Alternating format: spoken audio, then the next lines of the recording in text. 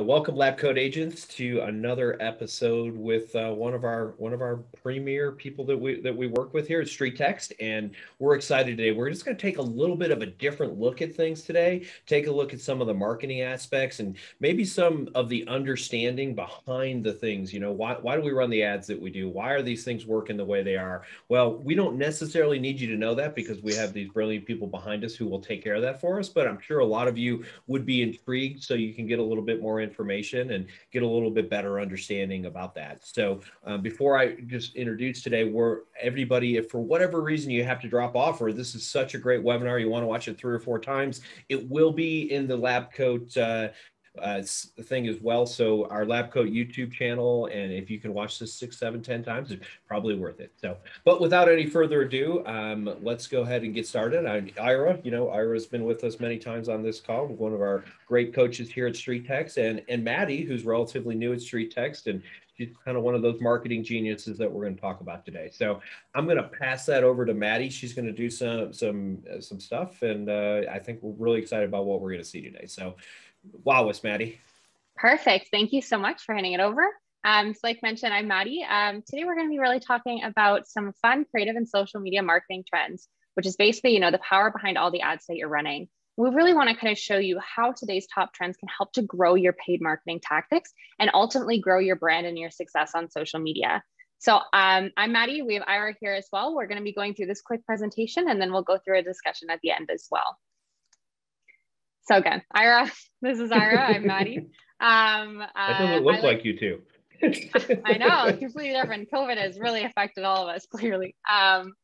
Yeah, we're just bringing some new and fresh insights as to how you can explore marketing and advertising. And we'll give you some insights into our platform as well as just industry trends overall. So let's start with an easy question here. Why should you be focusing on trends? You think, go about your busy days, you're constantly being inundated on social media and beyond. So why should you really be focusing on it? Well, it really stems down to these 3 areas: creative, audiences, and relevancy. So to start, trends really do influence creative. So have you ever maybe looked back a few years ago and you looked and you saw some sort of ad, maybe a newspaper ad, maybe something on your social media, and really cringed? Yeah, that's the power of a trend. We see it all the time. Yesterday's and today's creative are really influenced by certain trends and styles. Just like, those skinny jeans that might be sitting in the back of your closet you thought were a good idea once upon a time. It's a trend too. The second point here is appealing to certain audiences. So we all know in your days, you're appealing to different areas and different audiences. Potentially you're wanting to reach a certain demographic, maybe a first-time home buyer, maybe a retiree. Each specific target audience has a different trend that they might be following, and you should really understand how to be reaching them with trends. And then the third and most important part is relevancy. This is really the key to trends and the key to making your personal brand relevant. You need to make sure that you're participating in trends, because if you're not, you might be missing out on an entire conversation, and who knows where that conversation could lead. Before you go to the next slide, if you don't mind. So this is great information, but as somebody who may be a little bit older than some of the other people watching here, I try and stay up on tech and things, but where are we going to get this information from? Like, it's great, we should stay up with the trends, but Totally. as my wife and I sit around and talk about how we have no idea who that person is on E-Entertainment, like, I don't know who that is, because we're not 20 anymore. What are the things that you guys do, and maybe what are the things that our audience might do to make sure that they're staying relevant with those trends so that their ads are having some more success? And maybe you're going to cover that, I don't know, but I think it's a very important question for our audience. Yeah, let's talk about it now. I think the most important thing and the most important way you can be up to date on trends that relate to your audience is understanding where the audience is and where your people are. So again, maybe you are reaching first-time home buyers. Maybe those individuals might be on a TikTok or an Instagram. So make sure you are scrolling, taking some time out of your day to be just looking, seeing what's out there, seeing what tools you can have. Potentially you're maybe reaching a retiree. Maybe you're wanting to kind of focus more on Facebook. Or if maybe you're really focused on flipping homes, check out Pinterest, see what's out there. And honestly, the trends do change day to day. But just make sure you're kind of thinking about where your audience would be and look there. I think it requires a certain amount of focus about who you want to go after. Like if you Yeah. know what your business plan is for the year and where you want to focus, like if you have brand new agents that you're looking to do more buyer stuff with, you might be getting them to focus on the platforms where more buyers are living. Like we launch ads on Facebook and Instagram, and we always advocate for clicking the Instagram button when you go to launch an ad when you're going to be looking for buyers. And then when you're going to look for sellers, we say keep the Instagram button off, just go with the Facebook audience for now, because that demographic is still the home ownership demographic. Mhm. Although I know trends are changing. I was talking to a young guy who was in his 20s the other day. He's a friend of mine, and I didn't know if it was him on Facebook. I'm like, is this you, or is this, have you been hacked? And Right. he said, why, Uncle Ira? And I said, well, because you're young and you don't live on Facebook. You live on, he goes, no, but I am on Facebook now to keep up with my old friends, apparently me. But he's like, I'm also on there for marketplace. So it Yeah. just shows that the trend, like where the young generation was navigating away from Facebook, now we're seeing a bit of a navigation back too. Well, and Mhm. you all study these trends quite a bit, and I study them too. So 3 years ago, this is what we heard: millennials don't buy houses. Millennials don't buy houses. But I'm going to go out on a limb and say that's no longer true. And maybe y'all can share some light on that because, that's what everyone kept saying. Oh, these millennials, they're not going to do this, they're not going to do that. But at the end of the day, they're getting older. And guess what? As we get older, life changes. So are we seeing a trend for more millennials, or at least you guys? And are you advertising them more maybe than you were 2 years ago? Speaking as a millennial, I just bought a pre-built. Um, there you go. And thinking about all of my friends and kind of my general pool, yes, I think, as much as trends are there, they come and go. You've got to think about, okay, think about life overall. People will eventually want to buy houses. It's a matter of, the market affordability, all of that. But um, a lot of my friend group has bought houses, even in some of the trickiest markets, they've ended up making it work. So yeah, that's my input as a pure millennial, but Ira, I'll hand it over to you. Mhm. Yeah, I think just millennials right now like are aware of like the life that they want to live. So they are goal oriented and they are running towards things like that. So it's really like not like pulling and the trend is changing. Like people trend and they move from platform to platform. I Mm-hmm. think where we can get confused is we try to keep track of all the trends and try to be everything on every platform. So I think it's really important that who your like ideal customer is. And I think Yep. somebody who is older has a lot of wisdom for the younger buyer. So I think one of the ads we're going to show you is like a 12 tips ad. So if I'm a millennial, I'm more interested in like the 12 tips. I'm more interested in easy digestible information, where the home value ad that we run might be tilted towards an older crowd that's looking into their Mm-hmm. home value to sell their home. So it's really like the type of ads that you run and testing them out and seeing what comes out on the other end of it will start showing you the trend. That's awesome, Ira. Yeah. All right. I'll keep diving in and feel free to interject. I love this discussion. So the first point with creative. So you think of trends right away, you think about, okay, what does that look like? So the first thing that usually comes to mind is your creative and how you can make sure that that is relevant. So the first point I want to talk about here is, really tailoring the trend. The best brands, the biggest brands are really using trends in their own unique ways. They're not just picking it up and completely replicating it. They're adding their own personal flair and spice to it. And that's how you can really make sure that your personal brand sticks and stays true. So maybe you're on TikTok, maybe you see a fun TikTok audio trend, really see how it could apply to your platform and your industry and your target. So maybe there's a trend about, showing a before and after. Maybe it's your listing before you staged it and after you staged it. Could be something really cool like that. And that could really help you reach, again, the right audience. We chatted about this already, but really being up to date with the different ad types and platforms. So you need to make sure that you are using what is best for your business, but also what is best for the platform.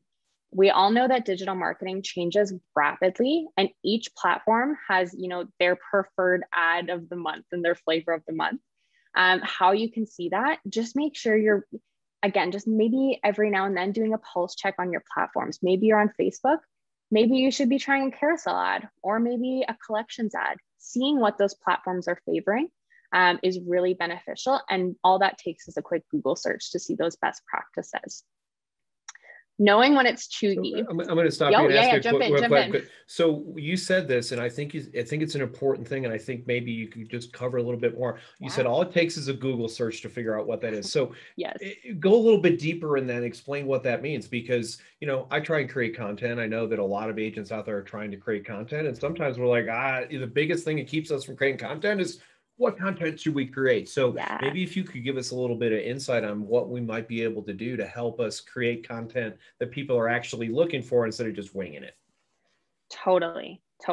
So there's a few different resources that you can use in terms of creating content and finding those key relevant nuggets.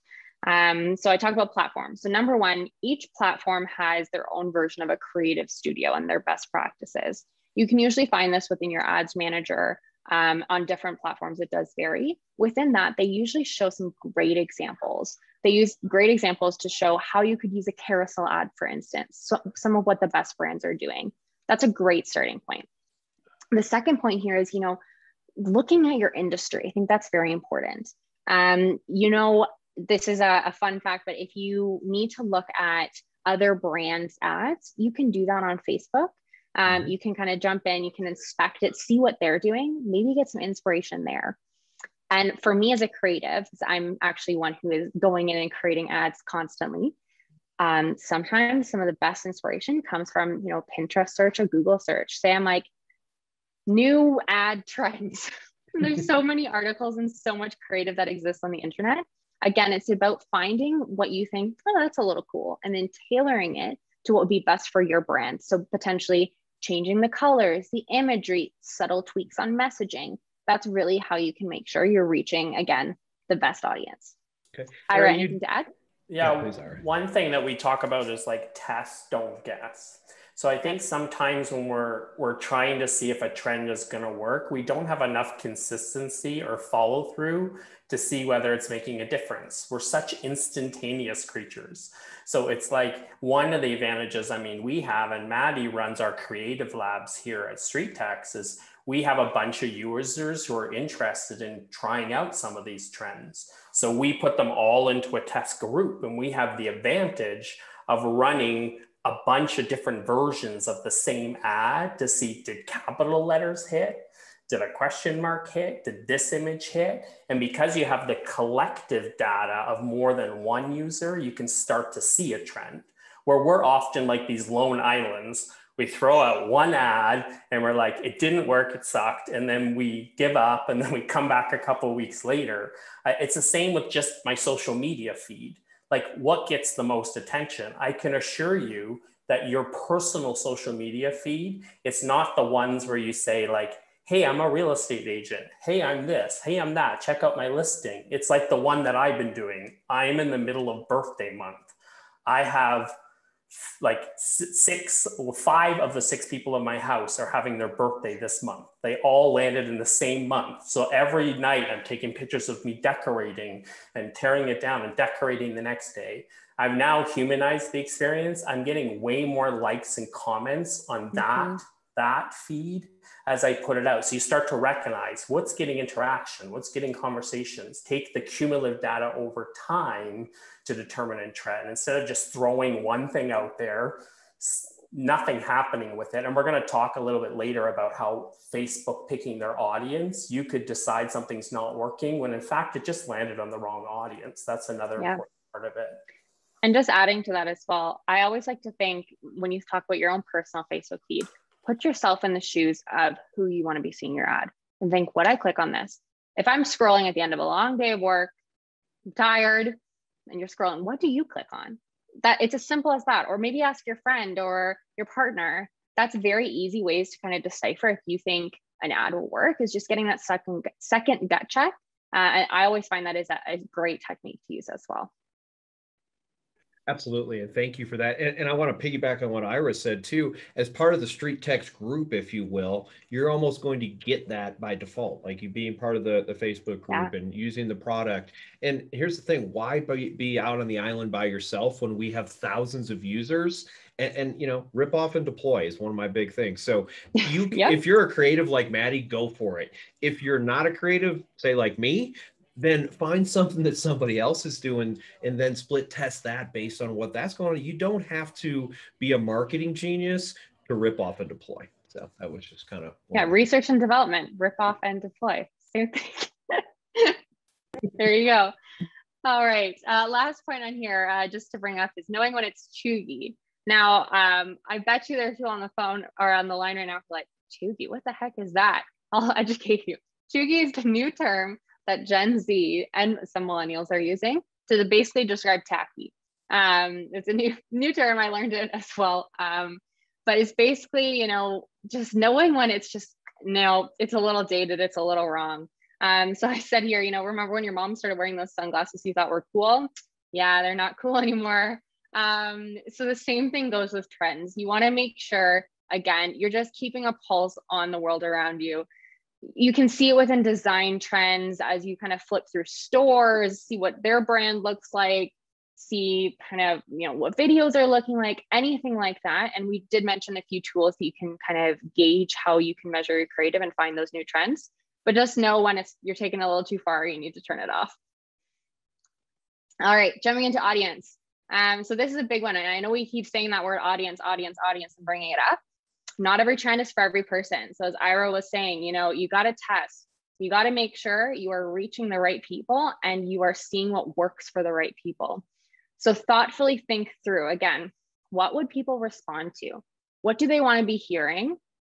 And what do they want to be seeing? And that's kind of your perfect mixture here. And again, make sure you're on the right platforms for your audience. We're not saying you need to be on every single platform. That's actually the wrong approach to branding. Find out where you should be and put a lot of your effort into those platforms. Maybe it's TikTok. I know that's a big one that we keep bringing up here, but that is great to show, you know, kind of a fun side to your brand, showcase some listings, showcase who you are and kind of where you're going. And that might reach a younger demographic.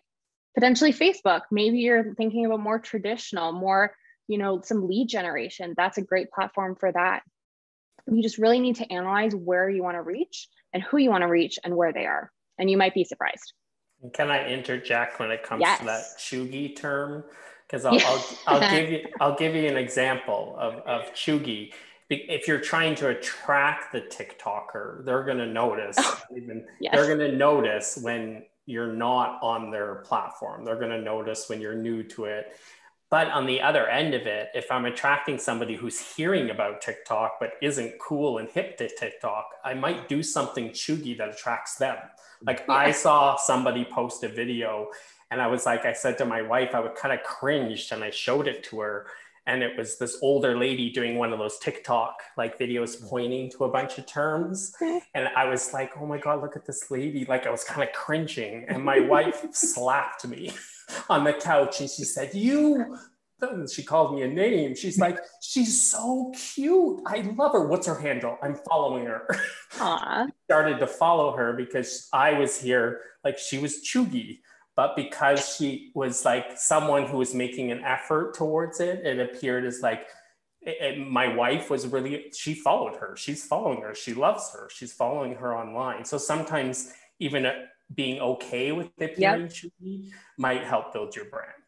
Well, and you know, it's very interesting right now. This is a concept, and this got introduced to me by a guy named Adam Contos. And for those of you who are Remax agents, you know who he is. He's the CEO of Remax. And he talked about this concept, and it's very interesting. It's called parasocial marketing. And in essence, that's what we're doing when we're on TikTok, when we're on Instagram. We're telling our story our way. And here's the great thing about it. Who are you going to attract? Like Ira clearly was not attracted to that woman, and I'm not talking, you know, in a weird way, but his wife clearly was. So that doesn't mean that it's right or wrong. And the more authentic, the more you can be you, guess what? It's so much easier to work with people who like you before they even meet you. And that's the opportunity I think a lot of us are missing. You know, if you're a crazy person, be a crazy person. Some people like crazy people. Great. If you're laid back, then be that. But the best part about parasocial marketing and the opportunity we have in 2021 is we can attract people who are like us, and we don't have to work so darn hard to get people to like us. They can like us before they even meet us. So Huge Now, opportunity. authenticity is key.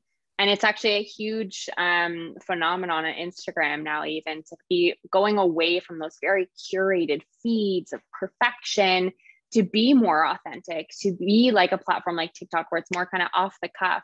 That's why with the younger demographic, Snapchat is so good for, you know, sharing those moments of their day-to-day life. We're shifting away from that perfection into more of a world of authenticity. So that is an amazing point to add. And I'm so glad you added that in.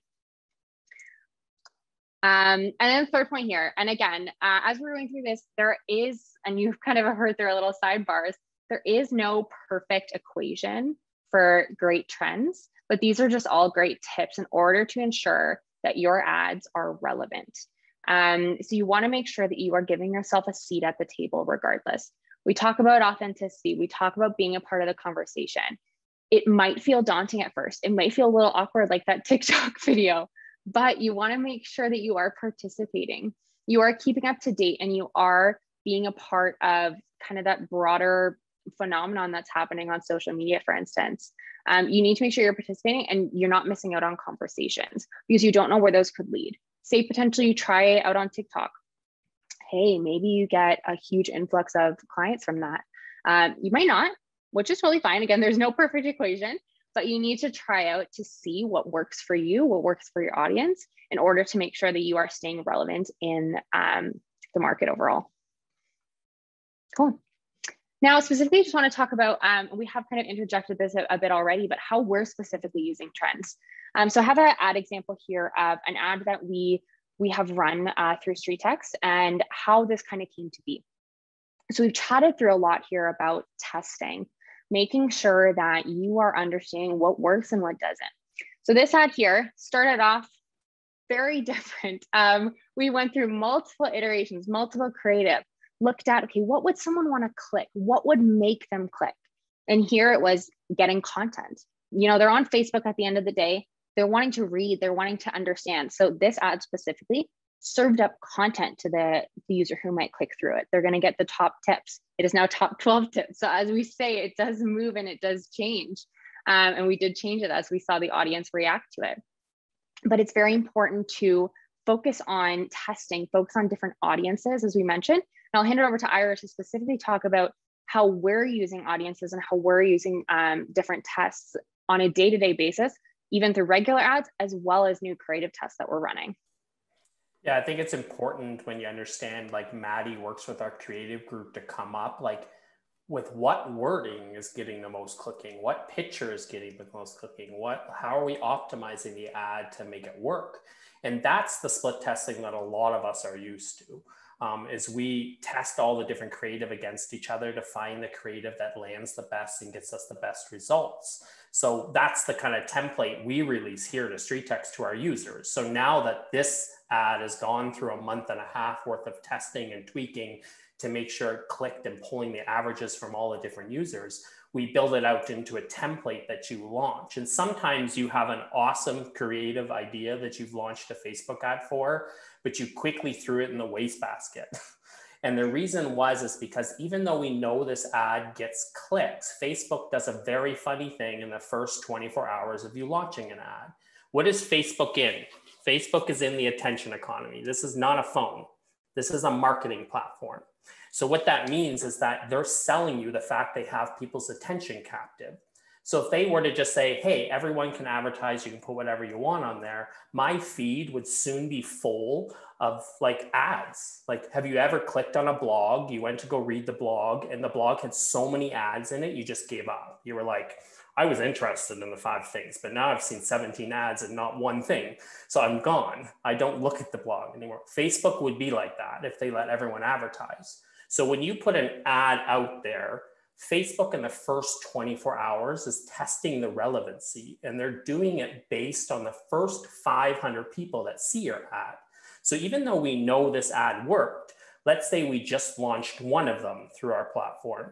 Well, when we launched that one ad, if the first 500 people that day only cared about cat videos, they would have just scrolled right past. They would have just kept scrolling past. And then Facebook would have said, irrelevant, doesn't matter, low relevancy score. And now they're going to go after the few people that did engage with the ad.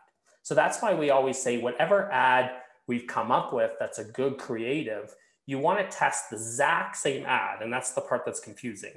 The exact same ad 3 times. We actually would launch this ad 3 times, exactly the same way. Exact same drop, exact same image, exact same copy, because each time Facebook is selecting a brand new sample audience through Facebook. And what's going to happen? Well, those are going to be 3 separate reactions. That's why sometimes you had a marvelous post on Facebook and you posted it, and just the people that first saw it didn't care about it. They didn't click on it, so Facebook didn't show it more. So it's the same type of concept. So we always say, understand that once you find an ad, you still want to test it against different audiences, because whatever audience sees that ad is going to dictate how Facebook treats that ad beyond that 24 hours. Does that make sense? Yeah. Makes sense to me. We always say it's best to see it in action. I know here in our trial, people don't believe us, and then they go and they do it. And then the 24 hours later, we say, see, this ad got absolutely no clicks. Not a single person came through it. But I had somebody this morning, she had 5 leads on one ad. She was paying $1 something a lead in a 24-hour period. The other ad, not a single lead. Exact same ad, but different audiences that Facebook turned it up for. So what did we do? We turned off the ad that got her no leads and was just spending all of her Starbucks money. We kept the other ad on because she had like 5 leads that she can now follow up with. That's the key. Yeah, great stuff. All right, so just wrapping up the presentation portion here. What does this all mean? I think we already know what this means now, but just don't disregard trends. Make sure you're keeping up to date, using them thoughtfully, and really you'll wow your audience. You'll wow your audience, which in turn for you means amazing capture, amazing engagement, and hopefully the data will really help you to inform trends to come. You can look at what worked, what didn't work, and really tailor and tweak. Like I mentioned, there is no perfect equation for the best way to approach trends and creative and your ads. But what you can do is as you start, you can start to learn what works for your audience, learn what works when you're creative, and in turn, it'll be relevant and you'll be good to go. Thanks, man. Great insight. Oh, thank you. Of course. So let's talk a little bit about this, because there are people watching this who are like excited. They're like, great, I'm going to figure out what the trends are. I'm going to run marketing against them. I'm going to use Ad Manager. But here's a couple of things that I'm going to go out on a limb that say that some of the people are like, okay, this is fabulous for somebody else, but it may not be for me. So let's talk a little bit about how understanding conceptually what we covered today is very important, but maybe we can not necessarily have to understand at the level that Maddie does, because I can tell you, once upon a time, many years ago, I was an ads manager expert. And then 15 minutes later, I didn't know how to use the darn thing anymore, because it changes that often. And that, so if you're someone who's spending all day, every day in ads manager, I'm sure it's brilliant. But what about the average person? And how can we use something like StreetText to not necessarily have to get in the weeds as much as someone like yourself, Maddie? So I'd love to hear what you guys do with that and how that might make it a little bit easier. Give it to Ira for this one. Yeah, sure. For sure. I was looking for the unmute button. No, all good. I was like, where is that unmute button? And I'm going to share my screen here quickly. So like we like to call the ads manager the labyrinth of frustration and confusion. If you ever felt like you needed a margarita very quickly in the day, just try to launch an ad. It's getting more and more. It's like they purposely go out of their way to move buttons on you to make things more complicated. So like you said, I love that. Like 15 minutes later, I was no longer an expert. So we like to say it like this, like you either have to hire an expert to do it for you, or you have to become an expert. That's the way we look at it. So what we do is we become the expert on your behalf, and then we allow you to become the master of your own Facebook ads manager by basically mediating the relationship on your behalf. You don't have to go and play with the Facebook ads manager. In fact, stay out of the Facebook ads manager. We'll tell you when you need to go in. We'll put a little warning on your account here. So like there are tools like our tool where you can come in and quickly click on the funnels, and those ads that we were talking about with Maddie here that she's been working on the creative for. I mean, that ad we just built out into a funnel for about a week or so now. more than a week. It's been about 2.5 weeks. We've made it available for all of our users. So that ad is right here now. So Wendy, one of our users who we've had on the lab coat agents, she's already got a listing signed and up because of this ad. She put it out on a Wednesday. The person texted her back right away. She started a conversation back and forth.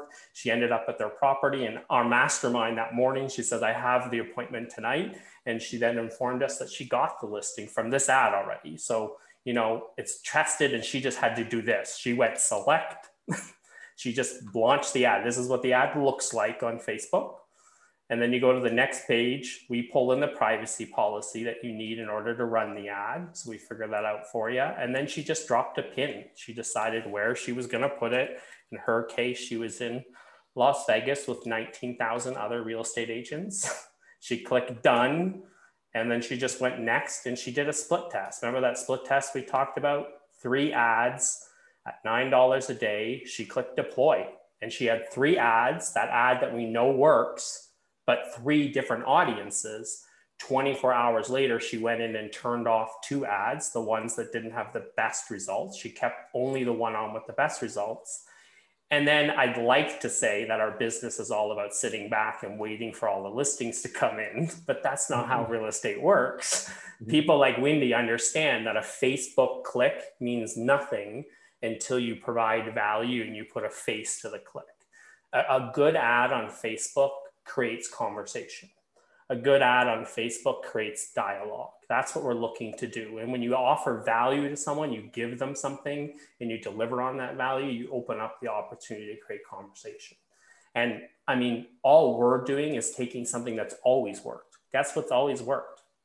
Yep. Knocking on people's doors. Guess what? It sucked. People slam doors in your faces. People don't say nice things. People don't talk, but you do it because you might land on that one person. We're taking that trend and making it digital. You're knocking on doors digitally to create conversations. Guess what the results are going to be? Some of the same. Slam doors, not fun conversations, but we do it because we know if we want to meet new people and grow our business, we have to put ourselves out there. Yeah. And we're taking it even one step further with some of the ads that we're testing and new templates that we're pulling into the platform by having ads that will reach customers at different stages in their life cycle. So yeah, there might be that person that, hey, they want their home valuation. They want to sell yesterday. Great, let's reach them. But there might be someone who's really early in the process and maybe just wants to know, what should I be thinking about like a year or 6 months, 3 months before I even want to sell? Maybe they just want to read. But those ads are even more beneficial because you're able to start the conversation with them, keep them hooked, add them to your CRM. And then eventually when they are ready to sell, hey, you're already top of mind, you've established that relationship. So it's important to be reaching customers at different stages in the life cycle. And that's what we try to do with our ads. So not just, you know, that final door knock, but every single step before that as well.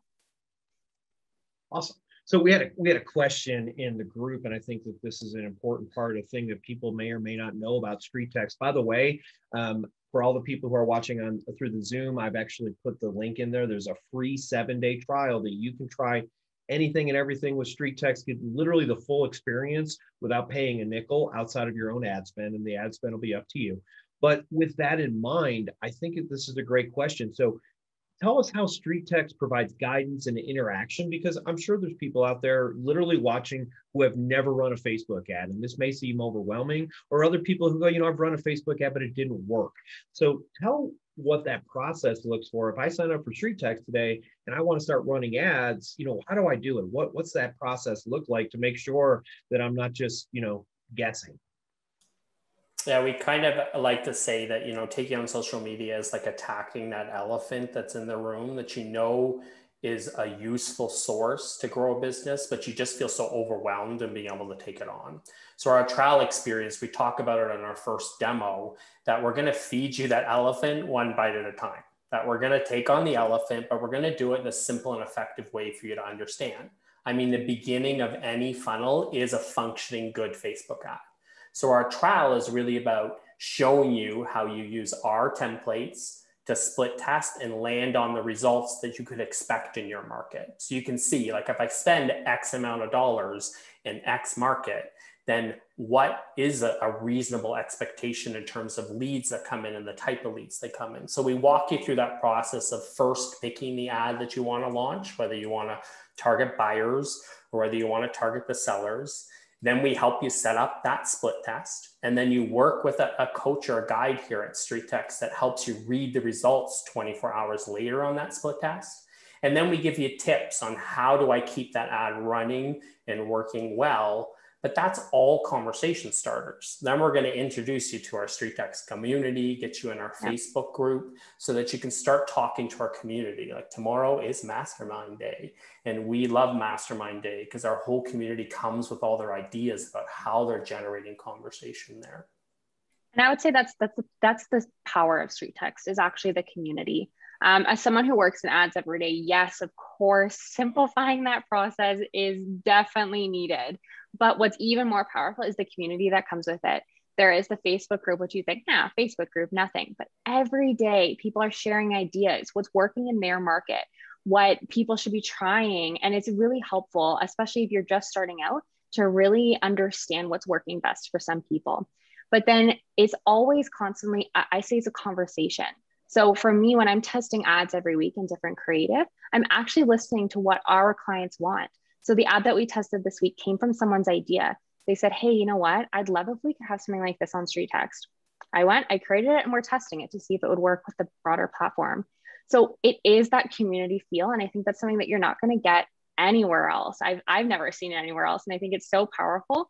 So beyond the great tool, even better community. Absolutely. And I don't know if you all heard one of the things that Ira said, but it's one of the things that I've been so impressed because, I've worked with, I don't know, they call me the shiny object guy. So I've worked with every company out there, it feels like. But the one thing that I find relatively unique to StreetText is, and this is the word, is coach. And as a real estate coach, I'm kind of fond of coaching.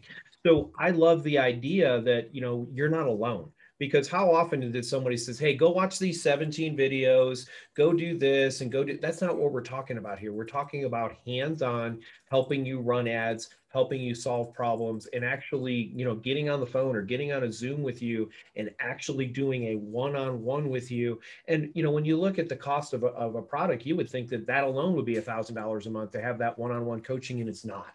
So I cannot express enough how much I think that is the one of the things that's very unique to StreetText, and one of the things that will help you have success, because we're going to fail and that's okay. The question is, what do I do to tweak it? And most of the time, most of us are just running around blind. So instead of running around blind, we have someone like Ira, who's a coach. I've worked with Marcus, who's a coach, and I know that there's other coaches that StreetText has gotten bigger. That to me is the best part of StreetText. That and the fact I don't have to use Facebook Ad Manager anymore. But the idea that I can get some one-on-one, I don't know why this didn't work, help me, and they're there for that. So I think that's a really important idea. Well, I think a big sticking point for people where they don't have success is, the first one is not knowing how to use the Facebook Ads Manager. So we can just check that one off, take it off, because your time should not be spent learning how to use the Facebook Ads Manager. Your time needs to be spent on the other sticky point, which now I got a lead. Like, what do I do with it? Like, where do I go? So Wayne is asking there, is there systemized follow-up to move the initial response through the funnel? And yeah, one of our most popular ad templates has a 9-month drip campaign already connected to it. So when you launch the ad, you're not just launching the ad, you're launching the associated funnel with it. But then you do even better. I mean, you could give the same leads to different people and we're going to have different results, right? Absolutely. Because everyone's going to have a different follow-up process. So, I mean, there's an example in our community, Allison. Allison's busy. She's got a bunch of lead sources. She's an amazing person, has had a crazy journey in life and applied herself in real estate. She's changed none of our emails. Like, her emails are generic. They're not what we suggest. We tell you to put videos in there and update your signature and personalize it. But Allison's just left it the way it is. But what she always does, she follows up. That person asked for a home value. Allison's going to deliver on it. And even with not doing all of the boxes we suggest that she checks off, she's done 7 transactions with StreetText. She said her first one covered StreetText for her for the next 10 years. So it's just an example that even it's the follow-up that matters. So getting on a mastermind where I was like, okay, Allison, you're really busy, but could you just come to a mastermind, please? So I invited her to our mastermind, and she shared what she's doing, how she's contacting these people, how she's talking to them, what she's sending them. And some of those stories, like the person never even responded for 6 months and then phoned my office and said, hey, Allison's been sending me a bunch of stuff. Like, how do I talk to her? I want her to come and list my house. So sometimes you need to hear those stories to keep at the daily behaviors that were going to result in success. But most of us just give up too soon before we see the fruits of our labor. Yeah, and everybody who's watching this, if you're not an internet lead expert, understand this. For every 10 internet leads that are produced, and this is a stat that's 4 years old, so it's probably not even good anymore, but there's one closing, which means that our job is to set up a systemized follow-up. And I love what Ira said. You can just plug and play if you want and just use their system and let us run it. Or as you go to the Facebook group, you'll see people using BombBomb to create videos. You'll see people using HomeBot to, send out monthly reports. There's a million different ways to skin this cat. The whole key is coming up with a plan. And again, why create your own plan? Go and watch some of these things. You've talked about Wendy. We've done webinars with her. She's got fabulous ideas. And here's the thing I want to say to everybody. Anyone who I've seen who's had success in StreetText, it's not because they went out and paid a professional photographer and a professional videographer and they scripted all this stuff. They went and they were themselves. And they do goofy videos when, Eric, who was on my team, he's got a video of him waving a bunch of money like this, and it's fun, it's cute, and people like it, and people respond to it. Remember, nobody wants your professional, super cool video. They want you. They want your TikTok. They want the TikTok you. And that's really what it's all about in 2021. And, join that community, take a look at it. There's so many people who have so many cool ideas. You'll find someone that you resonate with. You might not resonate with me or Wendy, but you'll find somebody else that like, oh, I like that person. I'm going to do what they do. Authenticity is key. We talked about that earlier. It definitely resonates, especially in your follow-up. You need to make sure you're being you. And that is the most critical point. And that's going to make people feel like you're personable. They want to talk to you. You're not a robot. They want to see who you are. They want to know about your life. And I think we have all shifted towards being more authentic during this past time period, that it is table stakes. You need to be authentic. Yeah. And I think just social media is social. Like that's what it is. So think about how you interact like with people at a social event. You don't like stand there and the second someone talks about listing their home, you go, here's my business card. You should list with me. I'm a real estate agent. Did you know that I can come over and do an appointment with you? Yet we send an email like that. Someone clicks, I'd like to know my home value. You pick up the phone, you're like messaging them. Hey, here's my business card. I can come check out your house. You would never do that in a social setting. Like I would never pounce on you like that. I would ask you questions. I would get to know you. And I think we're not really good at asking questions. Like some of our users talked about how they look for a mistake. So if I've just submitted a request for a home value, I look for a mistake in some of the information I'm looking at to be able to ask you a question about it. So just simply messaging them back. Hey, I'm just looking at this, putting it together for you. I'm excited to get it to you. I noticed this, like there's a discrepancy between this and this. Can you just let me know which one's correct? Thanks. Like that's how I interact in a social environment. I wouldn't jump on you to like list your home the second we just met. I would create a conversation that would eventually lead to the invite to look at your house to list it. Right. And I want everyone to remember this. We're talking about Facebook ads, and I'm a huge proponent of Facebook ads. But nobody woke up and said to their significant other, honey, let's sell our house. What should we do? Let's log on to Facebook.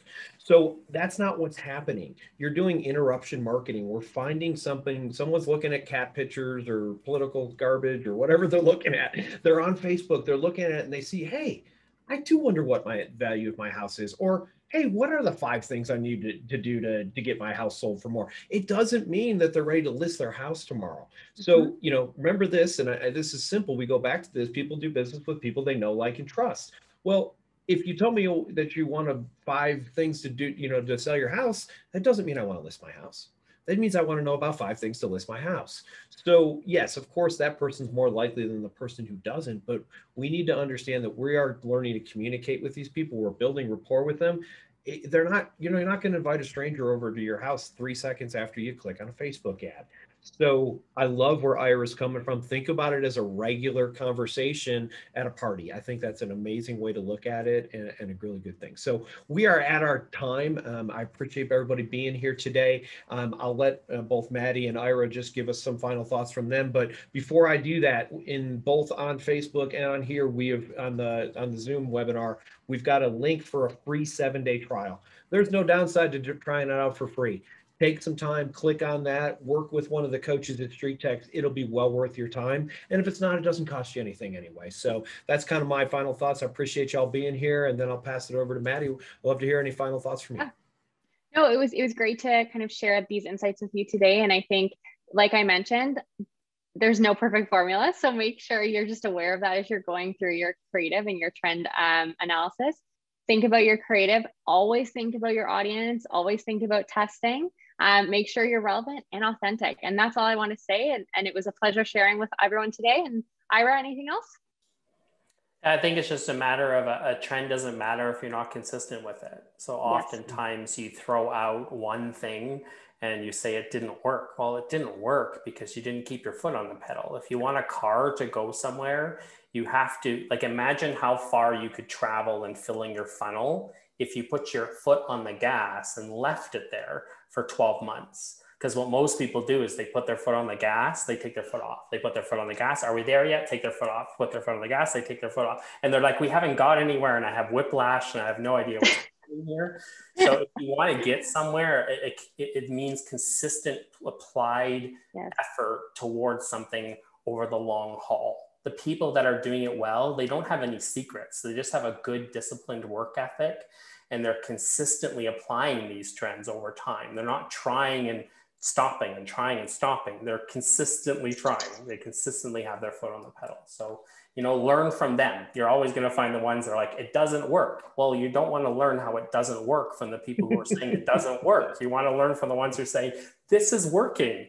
I want to partner with the person who's saying, this is working for me, because you're going to find both people. It's not working and it is working. Which one do you want to learn from? Awesome. Well, thanks everybody. I love that final thought. Be consistent. Go out there. Give StreetText a try. Thanks everybody for being here today. Thanks again, Ira and Maddie, and we'll see everybody again soon.